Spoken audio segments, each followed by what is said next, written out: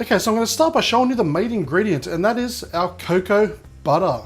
Now this is the same stuff that I showed you last week when I made white chocolate. Now if you happen to miss that white chocolate video, I'll leave a link down below just so you can check it out. Now you can't buy cocoa butter in every shop. I was able to buy this from a health food store, but if your health food store doesn't carry it, just Google it and I'm sure you'll find a local stockist.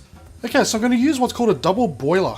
So I have a pot of hot water on the stove, and to that we're going to put on a bowl. And just make sure the water is low enough so it doesn't touch the bottom of the bowl, otherwise you can burn the chocolate. So now into this bowl we're going to place in our cocoa butter.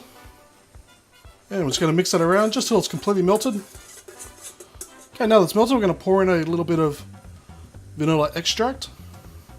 Now at this point you can add some sugar if you like to sweeten it up, but to make it a little bit healthier, I'm just going to add some honey. And we'll just mix that around just till it's well combined. And finally we're going to add our dark cocoa powder. And we're just going to mix that through until it's well combined and completely dissolved.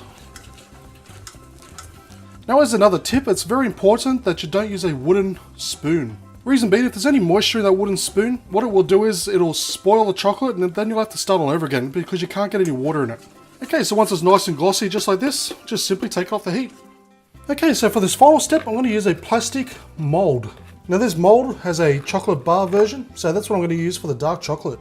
So it's just a simple matter of grabbing our dark chocolate and we're just going to pour it right in. And we're just going to even it out, just so it's in there properly. And just give it a quick jiggle, just get rid of the air. Okay, so what we're going to do now is we're going to leave this and we're going to let this sit here for about, say, an hour or so, just so it starts to harden up because we don't want to harden up too fast. And then we'll place it in the fridge for another hour to completely set.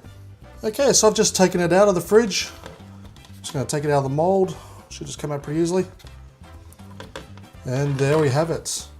A lovely, lovely block of dark chocolate. Just look at that. It looks fantastic, doesn't it? And just by using the honey, this dark chocolate has turned out just a little bit more healthier. But let's give this a try. Okay. Oh, that's good. That's just good. That is a really, really lovely dark chocolate. You can't taste the honey, but it does add the sweetness to it, which goes down perfect. And it was just so easy to make.